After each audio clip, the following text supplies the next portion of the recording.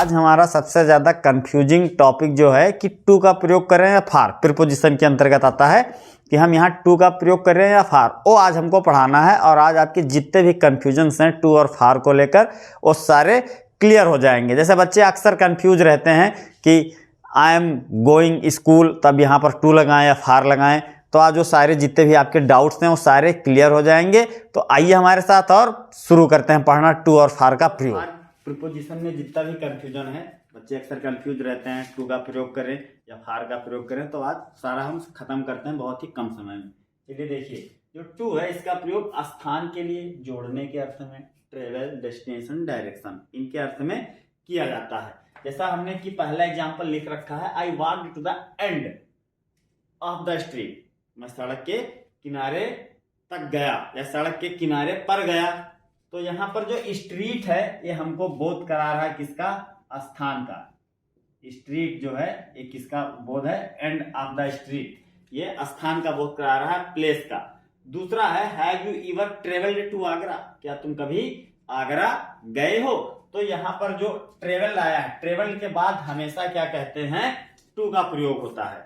और अगर दूसरे सेंस में देखो तो स्ट्रीट भी एक स्थान है, आगरा भी एक स्थान है, ठीक। तो ट्रेवल के बाद हमेशा टू का प्रयोग होता है। दूसरी बात हो गई। तीसरी बात क्या है? He is going from Allahabad to Agra, वह इलाहाबाद से आगरा जा रहा है। तो एक स्थान से दूसरे स्थान को क्या कर रहा है?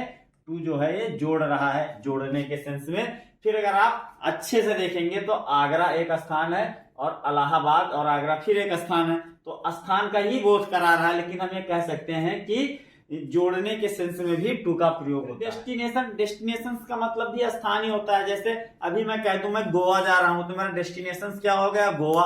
आई एम गोइंग टू गोवा, समझ में आया? तो डेस्टिनेशन और स्थान दोनों एक ही है। फिर है डायरेक्शन, दिशा, ठीक। जैसे I am going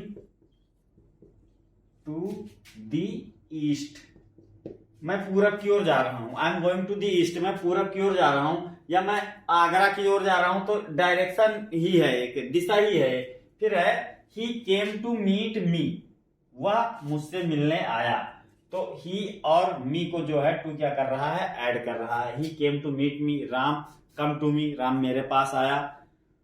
Sohan went to her, Sohan उसके पास गया। तो इन सभी चीजों में टू का ही प्रयोग होता है, आप फार का प्रयोग नहीं करेंगे। तो चलिए आइए देखते हैं फार का प्रयोग कहां पर होता है। सबसे पहले है फार का प्रयोग period of time. Period of time का मतलब होता है अनिश्चित समय।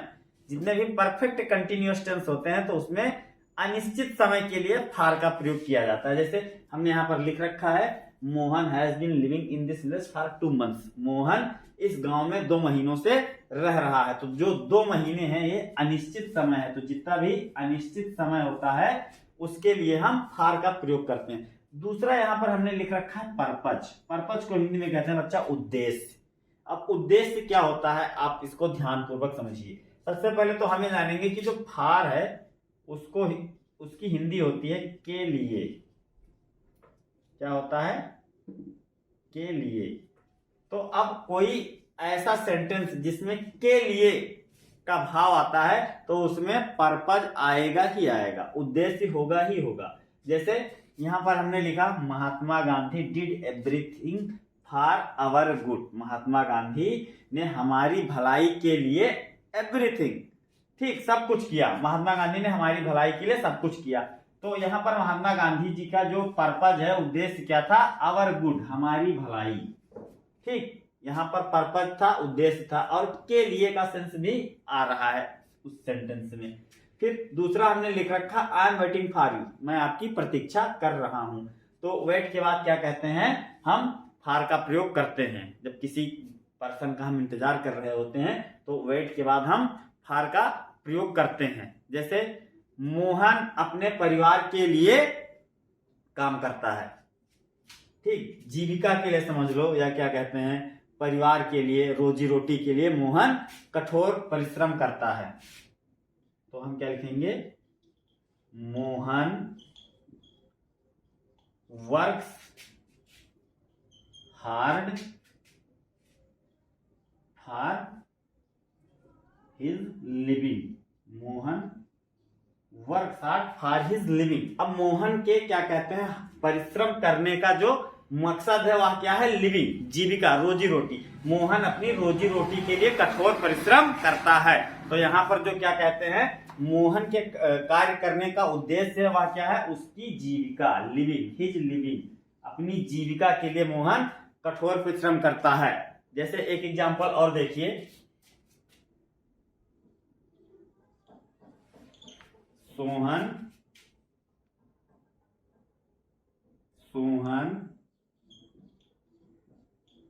Works hard.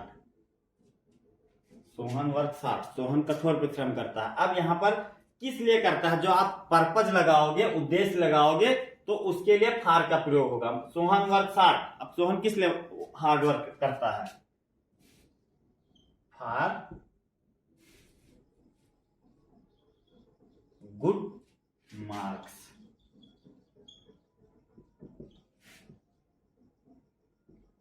In the examination. ठीक, सोहन परीक्षा में अच्छे मार्क के लिए कठोर परिश्रम करता है। तो यहाँ पर जो सोहन का परिश्रम करने का पर्पज है, तरीका है, वह क्या है, अच्छे मार्क अर्जित करना। इसलिए वह क्या कर रहा है, हार्ड वर्क कर रहा है। तो इन सभी कारणों से मिलाकर फार का प्रयोग पीरियड ऑफ टाइम और पर्पज, उद्देश्य के लिए होता है। और जिन चीजों से के लिए का सेंस निकलता है उसमें कहीं ना कहीं उद्देश्य ही छिपा रहता है। तो हमको ज्यादा जानने की जरूरत नहीं, हमको ये जानने की जरूरत है कि इस सेंटेंस में उद्देश्य है या नहीं है। अगर उद्देश्य का भाव आ रहा है तो आप वहां पर फार लगा दें, टू नहीं लगाएंगे। ठीक, तो बस आज के लिए इतना ही, मिलते हैं कल नेक्स्ट वीडियो में।